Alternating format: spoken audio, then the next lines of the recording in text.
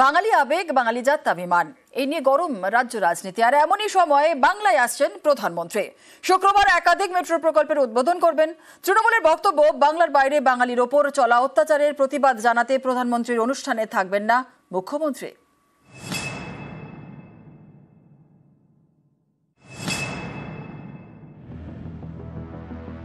শুক্রবার রাজ্যে আসছেন প্রধানমন্ত্রী নরেন্দ্র মোদী। একাধিক মেট্রো প্রকল্পের উদ্বোধন করবেন। প্রধানমন্ত্রীর এই অনুষ্ঠানে আমন্ত্রণ জানানো হয়েছে মুখ্যমন্ত্রীকে। তবে এই অনুষ্ঠানে উপস্থিত থাকবেন না মুখ্যমন্ত্রী মমতা বন্দ্যোপাধ্যায়। তৃণমূলের বক্তব্য, বিজেপি শাসিত রাজ্যগুলিতে বাংলার পরিযায়ী শ্রমিকরা আক্রান্ত হচ্ছেন। বাংলার বাইরে আক্রান্ত বাংলা ভাষা। দীর্ঘদিন ধরে বিভিন্ন প্রকল্পে বাংলার বকেয়া টাকা আটকে রেখেছে কেন্দ্রীয় সরকার। রেলমন্ত্রী থাকাকালীন মমতা বন্দ্যোপাধ্যায় যেসব প্রকল্পের ঘোষণা করেন সেগুলি এখন উদ্বোধন করছেন নরেন্দ্র মোদী, যাতে ভোটের সময় রাজনৈতিক সুবিধে পাওয়া যায়। রাজ্যের শাসক দলের বক্তব্য, বাংলার প্রতি বঞ্চনার প্রতিবাদ জানাতেই প্রধানমন্ত্রীর অনুষ্ঠানে না যাওয়ার সিদ্ধান্ত নিয়েছেন মুখ্যমন্ত্রী। যেভাবে অনুষ্ঠানের আমন্ত্রণপত্রে রাজ্যের জন্য রেলের বরাদ্দের খতিয়ান তুলে ধরা হয়েছে তা নিয়েও প্রশ্ন তুলেছে তৃণমূল।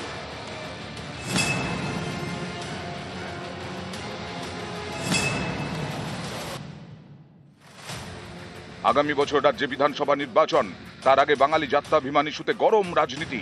তৃণমূলের অভিযোগ, বাংলার বাইরে বাংলা বললেই বাংলাদেশি বলে দাগিয়ে দেওয়া হচ্ছে। হেনস্থার শিকার হচ্ছেন এ রাজ্যের পরিযায়ী শ্রমিকরা। বাঙালি জাত্যাভিমানের শান দিয়ে পথে নেমেছেন মমতা বন্দ্যোপাধ্যায়।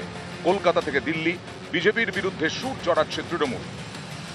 ভিন্ন রাজ্যে যেখানে ডাবল ইঞ্জিন সরকার আছে, সেখানে বাংলা ভাষা ও বাঙালি পরিচয়ের উপরে পরিকল্পিতভাবে আক্রমণ চালানো হচ্ছে। কেউ বাংলায় কথা বললে তাকে অপরাধী হিসেবে চিহ্নিত করা হচ্ছে, তাকে কোথাও বাংলাদেশে পুশ করে দেওয়া হচ্ছে, কোথাও জেলে ঢুকিয়ে দেওয়া হচ্ছে, কোথাও থানায় নিয়ে গিয়ে হ্যারাস করা হচ্ছে। এখনো পর্যন্ত হেনস্থার শিকার হয়েছে প্রায় 22 লক্ষ পরিযায়ী শ্রমিক ও তাদের পরিবার। এদের মধ্যে ম্যাক্সিমাম বাংলা ভাষায় কথা বলা যেন অপরাধ। এই আবহে রাজ্যে আসছেন প্রধানমন্ত্রী, সেই অনুষ্ঠানে থাকছেন না মুখ্যমন্ত্রী। নিউজ 18 বাংলা। মুখ্য নির্বাচন কমিশনার জ্ঞানেশ কুমারকে সরাতে একাট্টা বিরোধী শিবির। শীতের অধিবেশন হবে গরম, পেশ হবে ইমপিচমেন্টের প্রস্তাব।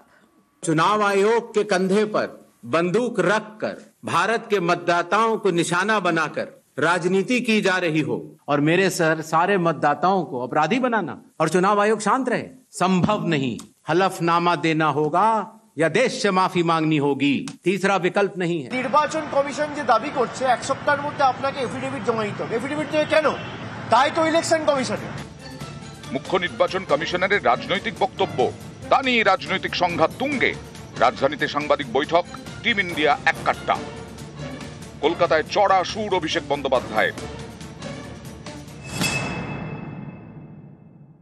নির্বাচন কমিশন যে দাবি করছে এক সপ্তাহের মধ্যে আপনাকে এফিডেভিট জমা দিতে হবে, এফিডেভিট দেবে কেন? তাই তো ইলেকশন কমিশনে।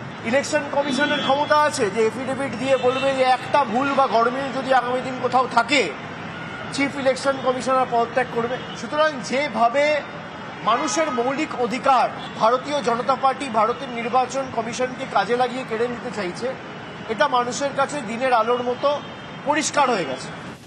শুধু সুর চড়ানো নয়, এবার মুখ্য নির্বাচন কমিশনার জ্ঞানেশ কুমারকে পদ থেকে সরাতে সংসদে ইমপিচমেন্ট প্রস্তাব আনার সিদ্ধান্ত নিয়েছে বিরোধীরা। যেভাবে সংবিধান বিরোধী এবং গণতন্ত্রের পরিপন্থী হিসেবে ভারতের নির্বাচন কমিশন কাজ করছে, ইমপিচমেন্ট মোশন নিশ্চিত করে মুভ করা হবে, পরের সেশনে মুভ করা হবে। একবার মোশন যদি মুভ হয় কোনো সেশনে, তাহলে সেই সেশনেই তার ফলাফল এসে যায়। যখন সংসদ চলছে, সেই চলাকালীন স্পিকার তার তারিখ ঠিক করেন এবং এই ভোটাভুটির ব্যবস্থা করে থাকেন। ভারতে সংবিধান কার্যকর হয় 1950-এ, নির্বাচন কমিশনও তৈরি হয় 1950-এ।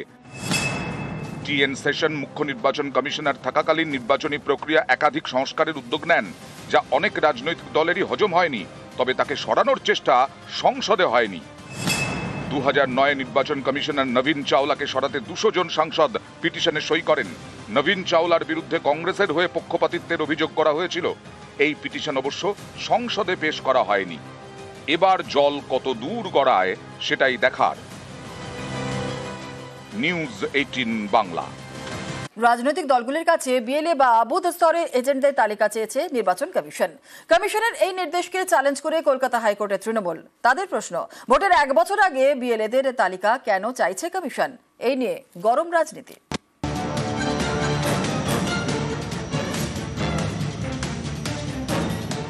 নির্বাচন কমিশনের বিরুদ্ধে আদালতে রাজ্যের শাসক দল তৃণমূল।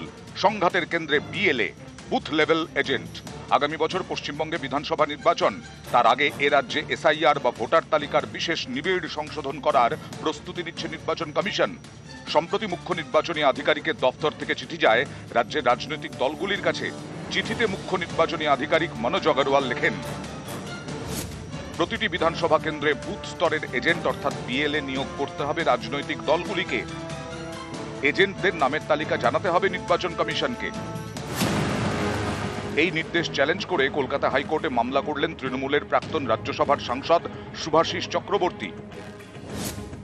মামলাকারীর প্রশ্ন, ভোটের 1 বছর আগে কেন বুথ স্তরের এজেন্টদের নাম প্রকাশ করা হবে?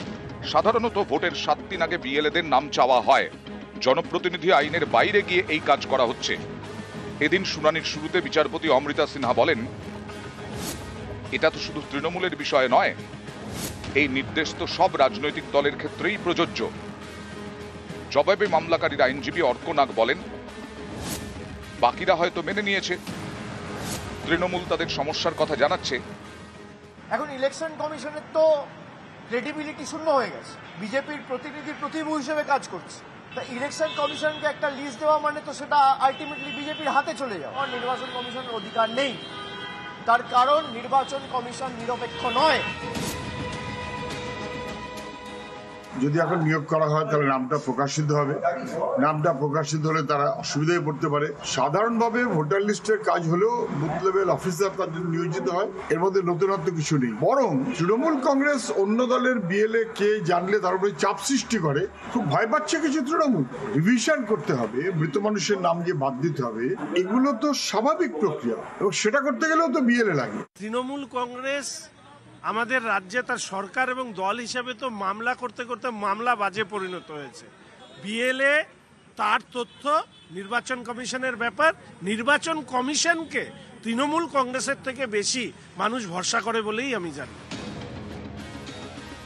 নিউজ 18 বাংলা। নরেন্দ্র মোদীর সঙ্গে সাক্ষাৎ শুভাংশু শুক্লার। সোমবার সন্ধে 7 লোক কল্যাণ মার্গে মোদীর বাসভবনে ভারতীয় নভশ্চর। আর প্রধানমন্ত্রীর সঙ্গে বেশ কিছুক্ষণ কথাও হয়। মহাকাশে থাকাকালীন বিভিন্ন চ্যালেঞ্জ এবং অভিজ্ঞতার কথা শেয়ারও করেন। 18 দিন মহাকাশে কাটিয়ে পৃথিবীতে আগেই ফিরেছেন শুভাংশু, আর এবার নিজের দেশ ভারতে পা রেখেছেন। মহাকাশ থেকেই মোদীর সঙ্গে এক দফা কথাও হয়েছিল। এবার প্রধানমন্ত্রীর বাসভবনে গিয়ে সাক্ষাৎ। এদিন মোদীর হাতে জাতীয় পতাকা এবং এক্সিমো 4 মিশন প্যাচ তুলে দেন বায়ুসেনার গ্রুপ ক্যাপ্টেন। আন্তর্জাতিক মহাকাশ স্টেশন থেকে তোলা পৃথিবীর ছবিও দেখান প্রধানমন্ত্রীকে।